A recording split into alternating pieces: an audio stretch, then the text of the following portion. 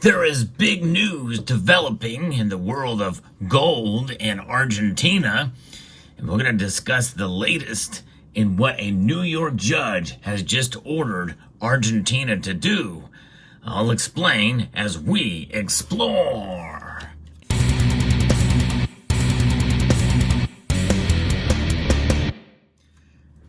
Recently, I posted a video about Argentina and their gold.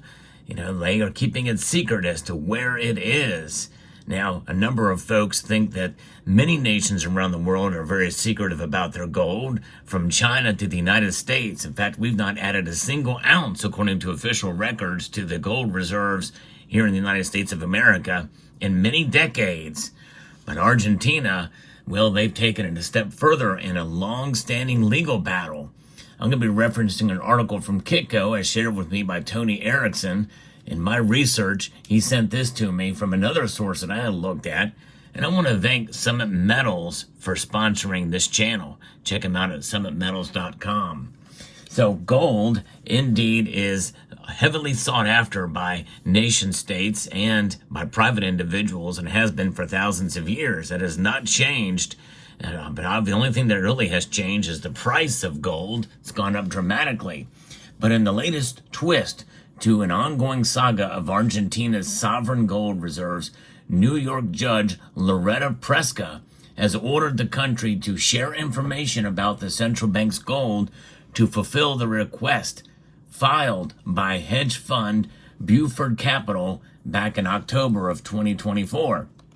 The Southern District of New York is probing Argentina's assets for a potential seizure to pay for the damages related to the lawsuit, after Buford wrote a letter to Judge Preska quoting newspaper articles from last July reporting that Economy Minister Luis Capito confirmed that the central bank had moved some of its gold overseas. The government has yet to provide further information on the bullion transfers. Now, just last week, Argentina wrote a letter to Preska claiming that the central bank and the republic are legally separate entities, arguing that the gold reserves do not belong to the government and their details are confidential. And that statement alone leaves some credence to the possibility that indeed, there is a separation between central banks and the countries for whom they represent. And an interesting twist for sure. The Federal Reserve here in the United States does not own any gold, so we couldn't make that argument. However, the Federal Reserve is indeed a quasi-private entity. Yea, though its governors are appointed by the president and confirmed by the Senate. Notwithstanding, Argentina is making a different argument here. That is fascinating. They claim that the central bank's reserves enjoy special protection from execution under United States Foreign Sovereign Immunities Act and under United Kingdom law. In her latest order, the judge countered that regardless of whether the gold reserves are held by the central bank, the republic shall produce its own documents concerning the reserves. Preska had also demanded information on government accounts held in the country and overseas, along with additional evidence from a separate lawsuit in order to trace the republic's assets. She argued that Argentina must hand over SWIFT bank transfer data related to its accounts overseas in addition to the account summaries it had already provided, describing them as inadequate substitutes, given that they do not identify the counterparty's specific banking institutions making or receiving payments. Notice that word counterparty, because if you don't really hold it, do you truly own it? Venezuela kind of knows this based off of reports that I've done and others about the gold there with the Bank of England and their reserve bank. This is an interesting turn of events here. The judge also demanded documentation produced during the lawsuit that Brain Bridge Fund won against Argentina in 2023 for $95 million of debt securities defaulted in 2001, saying this evidence could lead to executable assets. Argentina attempted to argue that the documents would not lead to seizable assets for this case, but Preska countered that Buford was entitled to request the information regardless, The Republic does not get to just assert that such information could not possibly lead to executable assets. Prescott said the court notes that it has likely taken more time and money to argue about producing these documents than to make the production. A spokesperson for the Argentinian Treasury declined to comment on the next steps that they will give. In July, Argentina was revealed to have transferred a large portion of its central bank gold reserves abroad. Then in October, Bainbridge and Buford each submitted filings to the New York court demanding information about the central bank gold transfers, arguing that gold should be legally subject to seizure and pay for the rulings that they won. The two hedge funds requested information from Judge Loretta Prescott about the country's central bank, intending to seize gold reserves after they were sent abroad. The Buenos Aires Herald report said the fund's proceedings revolve around the argument that Argentina's central bank is an alter ego of the state, a legal term meaning that it does not constitute a separate entity. The Bahama-based Bainbridge Fund won a $95 million lawsuit against the South American nation in 2023 for its 2001 default on debt securities. On October the 2nd, Bainbridge submitted a written request for information on the country's gold reserves. The Republic had previously stated that the gold reserves belonged solely to the central bank and that it had no information about the reserves other than that the central bank made publicly available. In a letter to the judge, Bainbridge noted that the recent news reports that Argentina's gold reserves have been transferred abroad. The hedge fund also requested information on letras intransferibles, which are securities that the country's treasury places with the central bank in exchange for liquid dollars from international reserves, claiming that Argentina failed to disclose information on them. Buford Capital also argues that the central bank is an alter ego of the country as far as the gold reserves were concerned as well.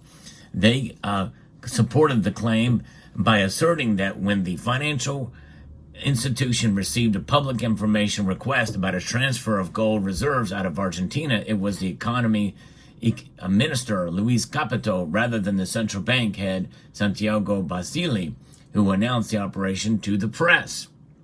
And that Caputo also offers public statements about the government's plans to strengthen the peso, an issue of monetary policy within the domain of the central bank.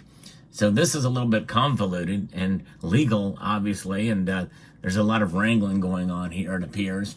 In early September, the Central Bank of Argentina formally announced that portions of its gold reserves had been moved out of the country, releasing a statement that it had completely transferred a part of its gold reserves to different accounts.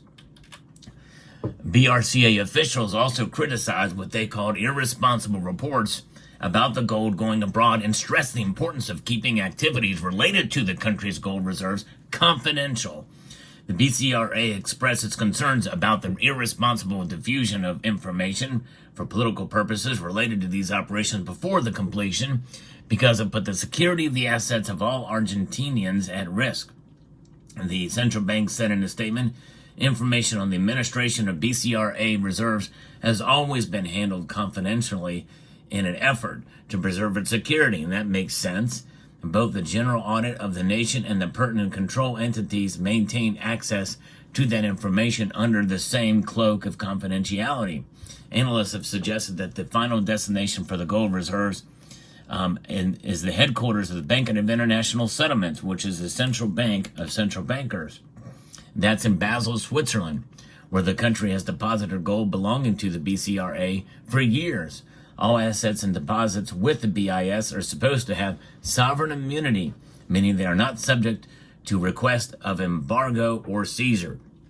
Well, Argentina played it smart doing that for sure, and it makes you wonder how many other nations would consider doing that.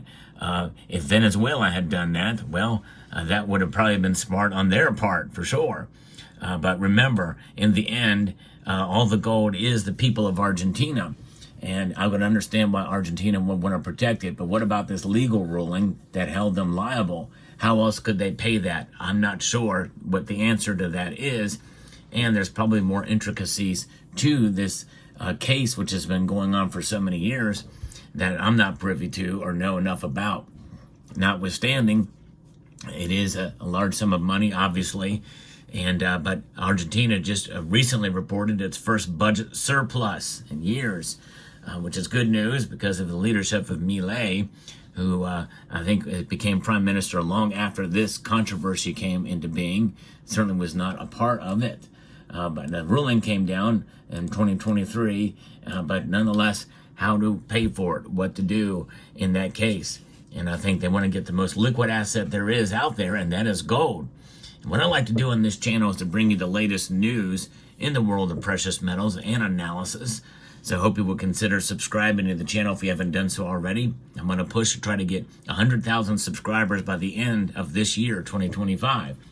And gold being the most liquid asset out there internationally, this means that, gold is here to stay. There's nothing that's going to take it away. It would never loses its luster, both in physical form and in terms of its appeal, no matter what happens with technology and elsewhere, and also including the price. Whether the price goes way up or falls way back, people will always want and desire gold, because price is just a one way to measure the value of something. In fact, it's not always the most accurate measure of value. And so it's quite intriguing. But this is a fascinating story. We'll try to keep up with it. And I want to thank Tony Erickson again for sending this information to me, and others as well for your support and sending me information and news. So I'd like to extend a multitude of gratitude to each and every one of you for taking the time to watch, and encourage you to please rate, share, comment, and subscribe.